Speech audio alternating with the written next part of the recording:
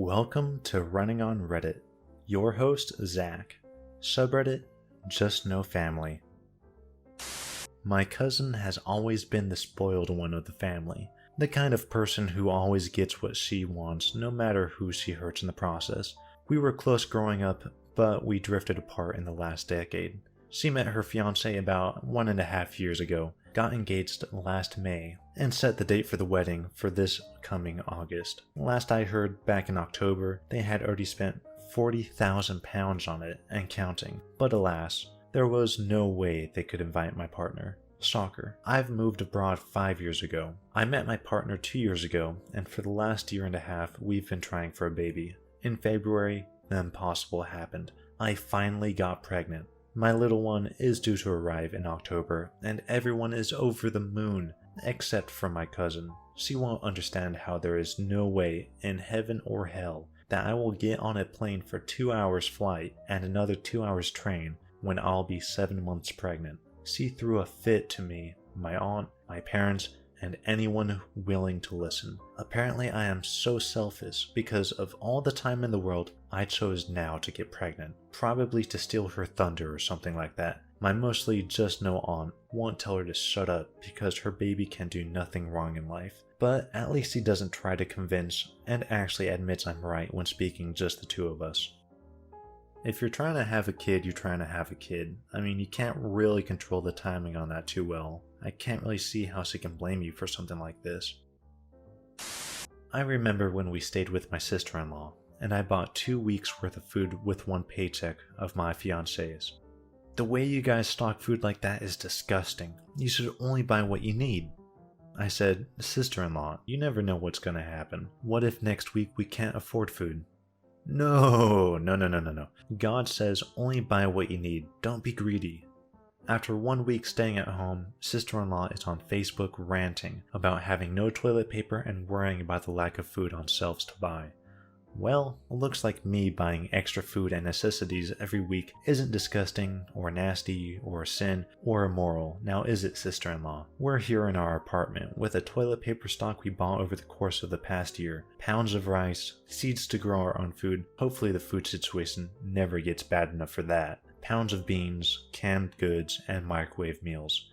Suddenly, me growing up poor and always keeping a small stock isn't gross? Hilarious. Good luck surviving on Walmart scraps. You shouldn't have hated me for being bisexual. I would have shared our stock with you gladly, but I'm not family, remember? Sounds like there is a bit of history going on here between the original poster and sister-in-law. Buying a little more than you need is not really a bad thing when it comes to food and necessities. It is always good to have a little bit of storage built up over time, just in case you need it.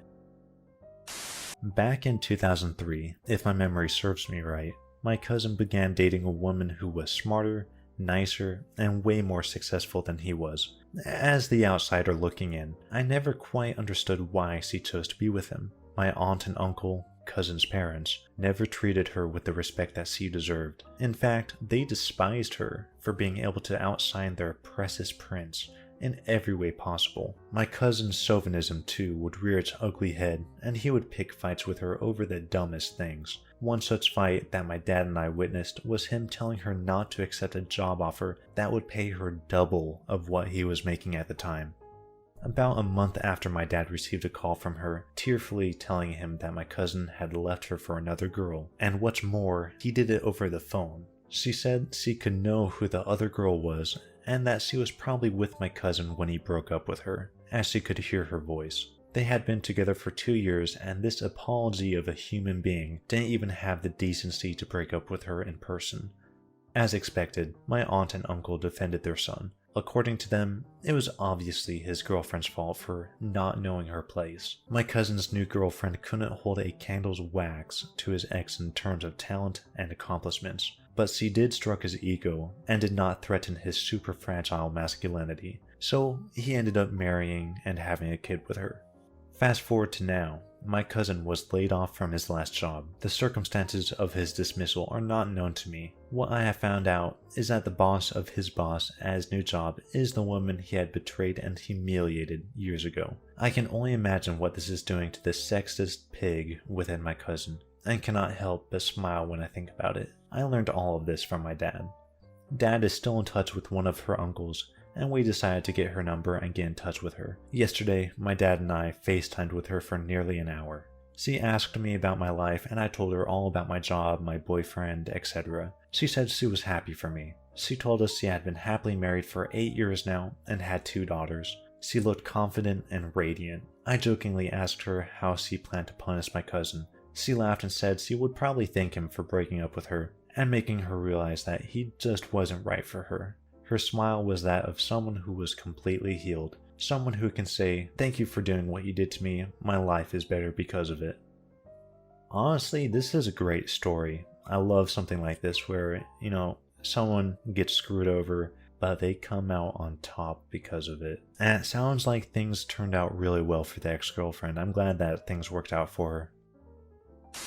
Since stay-at-home started, I've gotten a babysitting job to do on top of school to earn some extra money. School is about to end, so I took another babysitting job to put some money away for a car. The day I took my second job, my mom told me I really should split my check evenly between me, female 16, my sisters, female 17 and female 12, and my cousin who's visiting from Chicago, female 17. I said hell no, and my mom hasn't spoken to me since. Well, 2 things I noticed. 1, original poster is not obligated to share her earnings with other members of her family, especially if they're not working themselves. And 2, that is a lot of females in that family. I don't know, maybe that's just normal, but that's like, 3 and 1 visiting? Long story as short as possible. When my mom and her siblings were between 6 and 14, their father just up and left one day, on my grandmother's birthday. No notice. But he revealed to my grandmother he's been having an affair with a coworker, and since the house was in his name, he wanted her and the kids to be out within a week. She never had the resources for legal recourse and never went after him for child support, so she gathered up the kids and their things and they left. He never gave them a penny and would rarely pick up more than 1 kid at a time for the day. And him and his wife were mentally abusive when he had them. My poor grandmother worked 3 jobs just to make ends meet, and once the kids were old enough to work, they had to help with the bills. My mom always used to say, if she wanted anything besides basic necessities, they had to work to get it themselves. He married his wife without telling anyone. He just passed last week, and my mom and I are executors of his estate. It's been a lot of emotions, seeing how much money they saved over the years. More money than we've ever seen, which all has to go to the care of his wife, as she's the sole beneficiary and needs to be in a nursing home. But when I was calling the life insurance policy to notify them so that she can get her payout, the woman on the phone said, "Wait, who is grandmother's name?" Turns out he had taken out a separate life insurance policy after he had abandoned them and made her the beneficiary. It's worth 5 times as much as the one for his wife. Since my grandmother died in 2016 and he kept paying the premiums, it'll be evenly split between my mom and her siblings. Her siblings, who all went no contact with him as adults, are convinced he must have forgotten about it.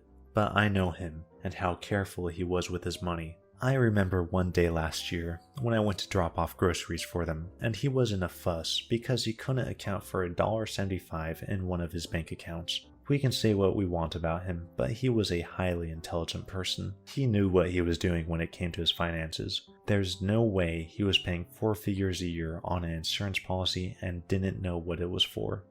I don't know how I feel about it. Maybe it shows some remorse or humanity, but I don't care. They needed money then. An insurance payout after a lifetime of pain doesn't absolve him of his guilt and selfishness. How could he die with a fortune, and my grandmother died with just enough to cover her cremation? I kept him in my life for some reason, but dealing with all of his post-death things is making me hate him.